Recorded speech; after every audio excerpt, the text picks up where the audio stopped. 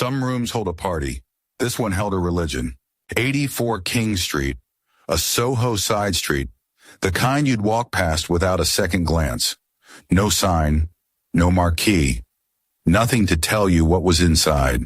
And what was inside was a parking garage, concrete floor, painted lines, support pillars, and exposed pipe. The last place on earth you'd build a temple. But they built one anyway, and it started with the ramp. Long, dark, climbing up into the black. You walked it slow, in the dark, and with every single step, the bass got a little louder. By the time you reached the top, you could feel it in your chest before you could see anything at all. You weren't arriving at a party, you were ascending to one. They called it Paradise Garage. The man who built it, Michael Brody, threw construction parties in the shell of the place before it was even finished. People came anyway. They could already feel what it was going to be. And for one man, the whole room was built like an instrument. Larry Levan, the sole resident, the entire decade. Saturday night belonged to him and to nobody else. He didn't rotate out. He didn't share the booth. The room was his. And so they built the sound around him. The engineer, Richard Long, made it his laboratory. Custom folded horns, 10-foot stacks, tweeter arrays that could slice a hi-hat clean across the room. Bass you didn't hear so much as where. You felt it move your clothes. And the trick wasn't the gear, it was this. They didn't tune the speakers. They tuned the room. They EQ'd the room, not the system. Because Levan wasn't there to mix records clean. The blends weren't always perfect. He didn't care. He was there to move you. He rode the EQ like it was an instrument of its own. He'd cut the bass down to nothing, strip a record bare, let the room hang there waiting, and then slam it back and watch 1,000 people lose their minds at the exact same second. He wasn't a mixer. He was a selector, a dramatist.